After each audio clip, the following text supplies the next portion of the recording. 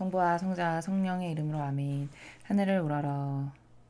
사랑할 하느님 아버지 뜻 안에서 스승이신 예수님과 도움이신 성령님과 사랑할 성모님과 성료세 아버지와 성미카엘 대천사와 하늘의 모든 거룩한 천사들과 성인들의 정보를 청하며 기도드립니다. 사랑할 아버지, 오늘도 아버지께서 주신 이 진리와 모든 그 진리 안에 담겨져 있는 고결하고 아름답고 풍요로운 그 나라의 은총과 선물들에 감사드립니다. 올바르게 감사드리지 못한, 인류가 감사드리지 못한 그 모든 감사와 찬미와 영광과 흠숭과 존경과 사랑과 아버지만이 마땅히 받으셔야 할 권리, 그 모든 것을 저희 사명이, 저희 각자의 인성이 끌어안아 예수님과 어머니의 하나 되신 성심을 통해서 아버지 뜻에 다 봉헌드립니다. 사랑하는 아버지, 너그러이 받아주시옵소서. 그리고 아버지께서 주시는 이 말씀을 통해 저를 포함한 온 인류의 사고방식과 정신과 마음 안에 살아가는 모든 잘못된 그 악의 프레임과 마귀적 사고방식, 진리와는 다른 끊임없이 자기의 영혼을 자기가 죽이는 이런 역겹고 사악하고 아버지께 모욕만을 드리는 모든 사고방식을 없애주시고 뿌리 뽑아주시고 불살라 주셔서 이제 진리로서 사고하고 올바르게 응답과 화답을 드릴 수 있는 그런 저희가 인류가 될 수 있기를 갈망으로 청원드리오니 자비를 베풀어 주옵소서. 이 모든 기도 우리 주 그리스도를 통하여 비나이다. 아멘. 성부와 성자와 성령의 이름으로 아멘. 안녕하십니까? 하나님의 뜻 선교의 피아수녀입니다. 오늘도 아버지께서 주신 진리를 가지고 이 말씀을 통해서 진리를 함께 공부해 보도록 하겠습니다. 2020년 3월 20일 사순제 3주간 금요일입니다. 일독서 호세아 예언서 14장 2절에서 10절까지의 말씀입니다. 주님께서 이렇게 말씀하신다. 이스라엘아, 주 너희 하느님께 돌아와라. 너희는 죄악으로 비틀거리고 있다. 너희는 말씀을 받아들이고 주님께 돌아와 아뢰어라. 죄악은 모두 없애주시고 좋은 것은 받아주십시오. 이제 저희는 황소가 아니라 저희 입술을 바치렵니다. 아시리아는 저희를 구원하지 못합니다. 저희가 다시는 군마를 타지 않으렵니다. 저희 손으로 만든 것을 보고 다시는 우리 하느님이라 말하지 않으렵니다. 고아를 가엾이 여기시는 분은 주님뿐이십니다. 그들에게 품었던 나의 분노가 풀렸으니 이제 내가 반역만 꾀하는 그들의 마음을 고쳐주고 기꺼이 그들을 사랑해 주리라. 내가 이스라엘에게 이슬이 되어 주리니 이스라엘은 나리꽃처럼 피어나고 레바논처럼 뿌리를 뻗으리라. 이스라엘의 싹들이 돋아나 그 아름다움은 올리브나무 같고 그 향기는 레바논의 향기 같으리라. 그들은 다시 내 그늘에서 살고 다시 곡식 농사를 지으리라. 그들은 포도나무처럼 무성하고 레바논의 포도주처럼 명성을 떨치리라. 내가 응답해주고 돌보아 주는데 에프라임이 우상들과 무슨 상관이 있느냐. 나는 싱싱한 방백나무 같으니 너희는 나에게서 열매를 얻으리라. 지혜로운 사람은 이를 깨닫고 분별 있는 사람은 이를 알아라. 주님의 길은 오을고다서 의인들은 그 길을 따라 걸어가고 죄인들은 그 길에서 비틀거리리라. 주님의 말씀입니다. 하느님 감사합니다. 우리는 오늘 일독서를 지금 호세아 예언서를 보고 계십니다. 호세아 예언자는 기원전 약 8세기경에 활동했던 예언자로서 특징적인 부분으로는 그 성경에서 호세아 예언자에 대해서 보시면은 그 자신의 그 아내가 바람이 나서 다른 남자와 눈이 맞아가지고 바람이 나서 집을 나갔는데 하느님 아버지께서 어떤 명령을 내리시냐면 그 바람난 아내를 네가 다시 맞아들여서 너의 아내로 다시 받아들여서 그를 포용하고 수용해서 다시 살아라. 그러면 네가 그때서야 내가 온 인류로부터 받는 그 배신과 온 인류가 나에게 사랑으로 배은망덕하게 구는 그 배신과 치욕과 모멸감을 끊임없이 수용해서 끌어안는 내 마음을 네가 그때 돼서야 알게 될 것이다. 이런 분부를 하십니다.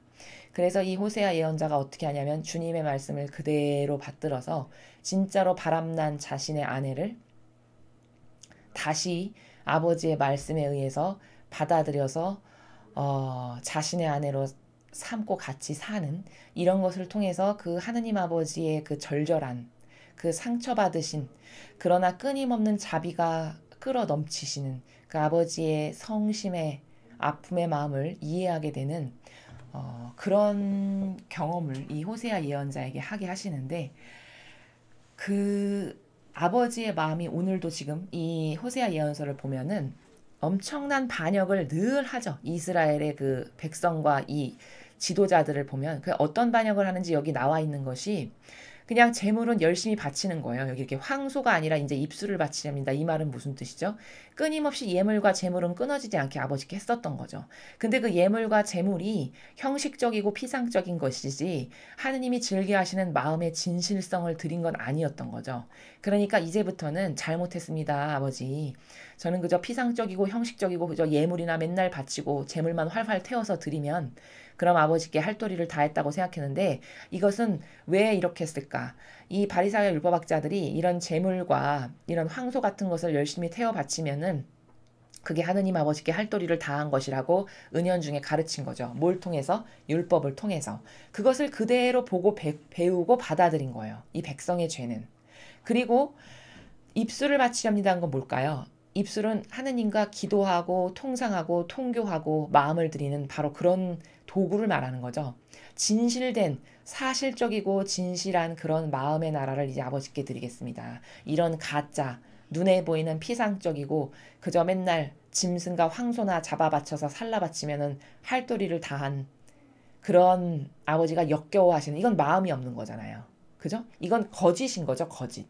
이 본질의 나라에서 봤을 때는 겉과 속이 다른 남을 속이는 거짓인 거예요. 남이 봤을 때는 어떡하죠? 아, 하느님을 참 잘 섬기는 백성이구나. 이렇게 보겠죠. 황소를 수천 마리 바치고 이렇게 하면. 근데 사실 속의 마음은 전혀 하느님에 대한 사랑도 없고 그분의 뜻을 받들려는 의지가 없어. 그럼 이것은 겉과 속이 다른 형상에 지나지 않는 거가 되는 거죠. 그럼 이것은 의도했건 안 했건 남을 속이는 그런 역겨운 것이 돼버리는 겁니다. 이것을 기가 막히게 잘했던 게 바리사야 율법학자들이었어요. 그 사악한 그들의 누룩으로부터 이 백성이 뭔지도 모르고 그거를 따라하고 은연중에 습관처럼 배움으로써 이렇게 아버지께 역겨움을 드리는 백성이 돼버린 거죠. 그래서 이젠 그런 것이 아니라 진실된 마음을 바쳐드리겠습니다. 이렇게 고백을 하고 있죠. 아시리아라는 나라가 이 시대의 강대국이었던 거죠. 그래서 그 아시리아에게 어떻게 좀 빌붙여서 조금 이렇게 좀 비벼대서 소위 아부를 떨어서 거기에서 좀 떨어지는 고물로 좀 강대국 밑에 붙어 있는 그 힘의 의지에서 좀 잘 붙어서 살아보려 했는데 결국은 그게 안 됐다는 거잖아요. 저희를 절대로 그 강대국이 구원하지 못한다는 걸 저 이제 깨달았습니다. 그리고 이 인간의 손으로 뭐 이게 뭐 좋다라고 해서 만들어서 무엇인가를 하는 그 인간의 뜻으로 무엇인가를 하는 그런 짓을 이제 안 하겠습니다. 이렇게 아비를 잃어버린 고아, 이스라엘이 지금 고아 상태인 거죠. 왜? 하느님 아버지가 어떤 분이신지를 완전히 잃어버린 거예요. 놓아버리고. 그런 고아 상태인 자기네 신세를 고백하는 거죠. 그런 고아를, 아비 없는 고아를 가엾이 여기시는 분은 오로지 하나님 뿐이십니다. 이렇게 지금 절절한 고백을 하고 있죠. 이게 회개를 한 거예요. 아버지의 권리를 인정해드리면서 어떤 것을 우리가 잘못했습니다. 회개를 한 거죠. 이 회개 한마디에 하느님이 어떻게 하시는가를 보십시오, 여러분. 나의 분노가 풀렸대요. 그들에게 품었던. 그러니까 진실된 회개는 하느님이 이렇게 받아주시고 어느 정도로 인간하고 다른 사랑이시냐면 뒤끝이 없는, 그러니까 사사로움이라고 하는 것이 아예 없으신 분이신 게, 인간은 뭔가 나에게 누가 잘못했다라고 해도 사사로운 감정의 그 배아를 가지고 있고 또 마음이 넉넉하지 못하고 좁아 터진 밴댕이 소갈딱지의 마음을 갖고 있는 사람은 어떻게 하죠? 아무리 미안하다고 해도 두고 그것을 곱씹고 생각합니다. 양파 껍질 까듯이. 그렇죠? 내가 기분이 나쁘고 컨디션이 나빠. 그럼 또 생각나. 이게 인간의 추잡한 역겨운 그 감정이라는 나라예요. 사사로운 감정. 원래 하느님 아버지께서 주시는 변질되지 않은 그 아름다운 인간의 감성은 그런 데 쓰라고 주신 게 아니거든요. 근데 이 악으로 유린되고 한평생 악에게 동조하고 협력하면서 살다 보니까 인간의 감정은 다 그런 사사로움, 나의 이익에 관련되는 것밖에는 쓰지 않는 저급한 감정이 돼버린 거죠. 감성. 그래서 그런 인간의 감성과 하느님은 얼마나 다르신가를 여기 보세요. 아예 무슨 일이 있는지 기억도 하시지 않는 나라예요. 어느 정도로 단순 심플하시냐면 용서하시는 게 나리꽃처럼 피어나고 레바논처럼 뿌리를 뻗게 될 거라는 거예요. 이 정도로 번영과 풍요를 내가 너희에게 다시 허락하마. 이 정도로 뒤끝이 없고 그 과거에 있었던 것을 곱씹어서 그거로 응징하는 이게 없으신 분이신 걸 우리가 여기서 알 수 있죠. 아버지의 사랑을. 이스라엘의 싹들이 돋아나 그 아름다움은 올리브나무 같고 그 향기는 레바논의 향기 같으리라. 이렇게 풍요하게 다시 해주신다는 거죠. 곡식 농사를 짓게 해주고 레바논의 포도주처럼 명성을 떨치게 해줄 거고 내가 이토록 많이 돌보아주고 응답해주는데 우상과 무슨 상관이 있겠니?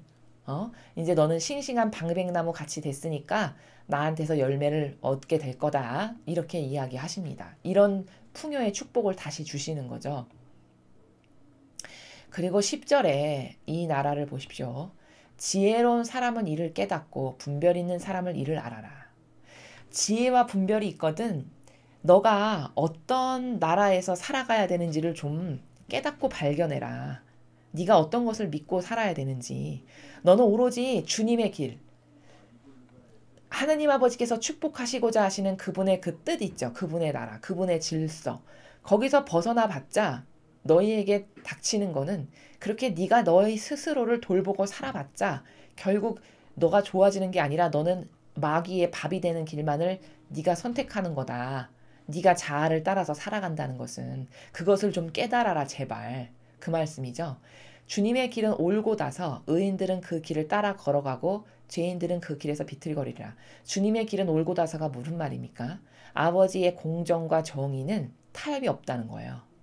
어떤 때는 요렇게 가고 어떤 때는 요렇게 가도 용서해 주시는 이런 나라가 없어요. 하느님의 진리의 나라는 완전 퍼펙트한 올곧은 타협과 협상이라는 것은 없는 그런 올곧은 나라. 그래서 지혜롭고 똑똑하다면 너는 이 올곧은 것을 따라 충실하고 충직하게 걸어갈 거고 그러니까 의인들은 그 길을 따라 걸어간다는 게 그 말이죠. 네가 똑똑하고 분별이 있어. 그리고 네가 의인이야. 하느님을 위해서 희생하고자 하는 마음이 있고 너를 내어놓고자 하는 그 고통을 사랑하고자 하는 이런 마음이 있는 네가 의인의 정신이 있어. 그럼 너는 한결같게 곧게 아버지의 길을 따라 걸어갈 거다. 그렇다면 너에게는 내가 주고자 하는 축복이 합당하다. 왜? 희생을 했잖아요. 의인으로서. 누구를 위해서? 아버지를 위해서. 그러니 부어주시기 합당하죠. 타협이란 없는 나라니까 이 나라는. 근데 죄인들은 비틀비틀 거릴 거라는 거예요. 왜? 타협하고 협상하고 내 이익이 어디인가 맨날 같이 촉을 곤두세우고 내가 이득이 있는 데를 이렇게 기웃거리면서 갈 테니 비틀거릴 수밖에. 그렇게 다르다라는 거죠. 그래서 지금 이 호세아 예언자를 통해서 주시는 나라는 아버지께서 회개해라.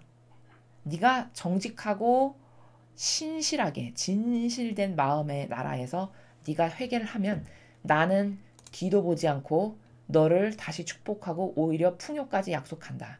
내 사랑은 이런 사랑이다. 이것을 지금 하나님 아버지께서 인류에게 보여주고 계신 겁니다. 자, 복음을 함께 보시겠습니다. 마르복음 12장 28절에서 34절까지 말씀입니다. 주님 영광 받으소서. 그때 율법학자 한 사람이 예수님께 다가와 모든 계명 가운데서 첫째 가는 계명은 무엇입니까? 하고 물었다. 예수님께서 대답하셨다. 첫째는 이것이다. 이스라엘아 들어라. 주 우리 하느님은 한 분이신 주님이시다. 그러므로 너는 마음을 다하고 목숨을 다하고 정신을 다하고 힘을 다하여 주 너의 하느님을 사랑해야 한다. 둘째는 이것이다. 네 이웃을 너 자신처럼 사랑해야 한다. 이보다 더 큰 계명은 없다. 그러자 율법학자가 예수님께 말하였다. 훌륭하십니다, 스승님. 그분은 한 분뿐이시고 그밖에 다른 이가 없다 하시니 과연 옳은 말씀이십니다. 또 마음을 다하고 생각을 다하고 힘을 다하여 그분을 사랑하는 것과 이웃을 자기 자신처럼 사랑하는 것이 모든 번제물과 희생제물보다 낫습니다. 예수님께서는 그가 슬기롭게 대답하는 것을 보시고 그에게 너는 하느님의 나라에서 멀리 있지 않다 하고 이르셨다.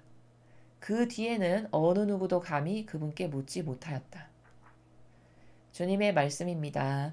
그리스도님 찬미합니다. 율법학자 하나가 다가왔습니다. 예수님께. 그래서 계명에 대해서 묻고 있죠. 도대체 첫째 가는 계명은 뭡니까? 율법학자 하나가 묻고 있죠. 사실 율법학자의 의도가 순수했을 것 같지는 않아요. 이 행간의 나라를 살펴봤을 때. 근데 예수님께서 이 계명에 대해서 너무나도 퍼펙트하게 말씀하시니까 인정할 수밖에 없는 나라에서 이제 인정을 하는 그런 모습을 우리가 지금 보고 있는데, 그러니까 하느님 나라의 그 법칙, 신적인 질서의 핵심의 정수는 사랑이에요. 사랑. 그럼 그 사랑만이 필요하냐? 아니요. 절대 그런 불구자가 됩니다. 이 하느님의 나라에서 그분의 다스림 안에 속한 자로서 올바르게 잘 살아가기 위해서는 세 가지의 속성이 균형적으로 균등하게 배분이 되어 있어야 한다고 제가 다른 강의에서 말씀을 드렸죠. 첫 번째가 뭐냐? 진리입니다. 진리. 따라야 될 기준. 기준이 있어야 무엇이 맞고 틀린지를 알 수 있죠. 이 세상에 혼탁한 오해와 망상으로 가득한 건 뭡니까? 사람마다 따를 기준이 다 달라서죠. 100명의 사람이 있으면 100명의 사람이 따라야 될 기준이 다 다르다. 이러면 못 사는 거죠. 이런 공동체는 망합니다. 이것은 단 하루도 평화롭게 살 수가 없는 것이고, 여기는 비전이 있지도 않고, 여기는 어떤 프로세스나 구체적인 어떤 목표 지향성을 갖고 올인하는 이런 것도 존재할 수 없는 그냥 감정 노름과 병든 자신의 자아만을 한평생 따르다가 그렇게 서로가 패망하고 마는, 바로 이런 공동체와 이런 나라가 100가지의 사람이 있으면 100가지의 이야기가 다 옳다라고 주장하는 바로 이런 나라나 이런 공동체는 반드시 망한다. 이건 하느님의 뜻에 부합하지가 않는 겁니다. 하느님은 따라야 될 기준과 규칙이 명확하게 있으세요. 그게 진리예요. 혹은 다른 말로 하느님의 뜻. 그 하느님의 뜻이라고 하는 진리가 명확하게 있고, 마치 새의 양쪽의 날개처럼 두 개의 그 가지가 펼쳐져 있는데, 진리를 중심으로 하나는 정의, 그리고 하나는 자비인 사랑이에요. 오늘 그 중에 이 자비인 사랑에 대해서 지금 이야기를 하시는 거죠. 근데 그 자비인 사랑마저도 어떤 내부적인 또 관점이 존재하는데, 이 사랑의 나라에서도 어떤 관점이 존재하냐? 그 자비마저도 너를 위한 것은 없다라는 거예요. 자기 자신을 위한 자비는 자비가 아니다는 거죠. 사랑이, 올바른 사랑이 아니다라는 거죠. 그래서 첫 번째는 하느님에 대한 사랑이고, 두 번째는 이웃에 대한 사랑이에요. 여기는 자기 자신에 대한 사랑은 절대 말씀하지 않으셨어요. 이게 질서예요. 이렇게 살아야만 억만 명이 살아도 평화롭습니다, 여러분. 그렇죠? 그러니까 이게 퍼펙트한 질서인 거예요. 왜냐? 억만 명이 살아가도 따라야 될 기준을 모두가 이것만이 옳습니다라고 인정하죠. 게다가 자기를 돌보는 건 하나도 없죠. 그럼 모든 싸움의 분란은 어디서 일어나는 거죠? 각자가 자기를 돌보기 때문에 일어나는 거잖아요. 싸움은 왜 일어나요? 네가 옳다, 내가 옳다 해서 일어나는 거잖아요. 네가 맞다, 내가 맞다 해서 일어나는 거죠. 싸움의 근원적인 그 불씨가. 근데 자기를 위하는 게 없어졌다. 그럼 싸울 일이 없죠. 항상 상대방을 위한 것만 있으니까. 이러니까 평화밖에는 없는 거예요. 이게 얼마나 퍼펙트한 질서인지를 우리가 객관화를 시켜서 잘 곰곰이 생각해 보질 않기 때문에 모르는 거죠. 하느님의 진리는 퍼펙트 자체라는 것은 바로 이렇게 하나하나 곱씹어보고 따져보면, 이러니까 모두가 1000명, 억만 명이 모여도 분란이 없고 모두가 따라야 될 기준이 하나인데다가 자신을 돌보는 게 없으니까 거기는 분란이나 싸움이 일어날 소지 자체가 제거된 상태죠. 그리고 서로만을 위해, 그러니까 얼마나 평화롭겠습니까? 사랑이 넘치겠죠. 이것만 있으면, 이 자비가 변질되면, 잘못하면 빨갱이 세상이 돼요. 사회주의, 공산주의를 좋아하는 병든 감성의 사람들이 다 이 자비만 좋아하는 게 왜냐? 착해 보이고 좋아 보이는 요 프레임에 갇혀서 속는 거거든요. 그래서 그것의 보완책이 뭐냐? 정의예요.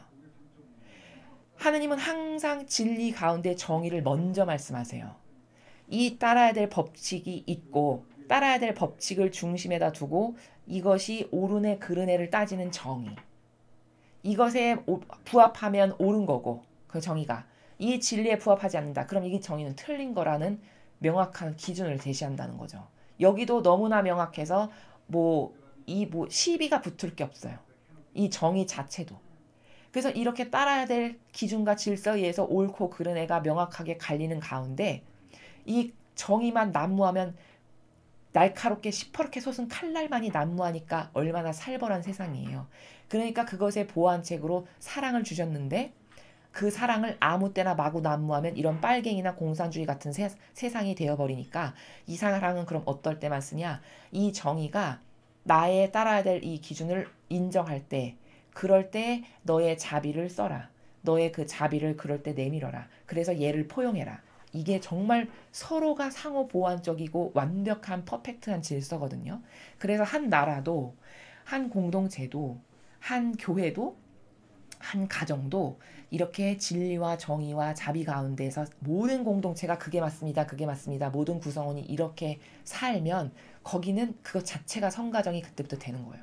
거긴 분란이 있을 수가 없고 거기는 평화가 없을 수가 없고 평화와 행복과 올바른 가치관에 대한 도전과 목표의식이 확고하고 늘 논리적인 프로세스만이 존재하는 혼탁한 망상이나 오해나 부작용이라는 것은 없는 이런 공동체, 가정, 나라가 구현되는 것이다. 그것의 세 가지의 큰 원리가 진리와 정의와 자비인데 그중에 오늘 예수님께서는 자비에 대해서 지금 가르치고 계시다. 그 자비마저도 어느 정도로 퍼펙트하냐면 자기를 위한 자비는 제거하심으로써 끊임없이 주님의 그 희생과 헌신에 용해될 수 있게 하시며 그쵸? 자기를 돌보는 게 없으니까 그 자체가 희생이고 그게 곧 헌신하는 거요. 그게 고통을 사랑하는 거잖아요. 그러니까 예수님과 어머니께 함께 용해될 수 있는 기회를 제공해 주시는 거죠. 그렇게 하시며 또 얼마나 이게 훌륭하냐면 정의에 대한 보완책이 되게 하시기를 누가 진리를 인정하면 그때 포용하고 감쌀 때 나가는 그 자비로 이 사랑을 써라. 이렇게 주심으로써 각각 한 개만 존재했을 때 작용할 부작용을 서로 보완해주고 감싸주는 가운데 이 세 개가 모였을 때 퍼펙트한 완성체가 되는 이게 바로 유기체적인 속성인데 이런 유기체적인 속성 가운데에서 진리와 정의와 자비가 존재하는 것이 하느님의 다스림의 법칙이고 그 나라의 질서다.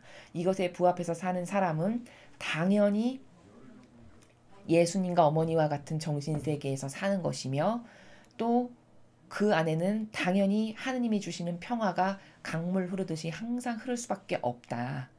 라는 것을 오늘 우리가 예수님께서 주신 이 사랑의 나라를 통해서 조금 더 확장을 해서 예전에 배운 것을 좀 더 확장해서 이것만 중시되면 정의가 죽어버리기 때문에 또 그래서는 안 되고 이렇게 균등한 균형 감각을 이루는 가운데에서 서로 보완책을 써서 퍼펙트한 완벽한 삼위일체의 세 가지의 속성을 통해 삼위일체의 그 질서를 세우시는 게 아버지의 위대하신 다스림이다.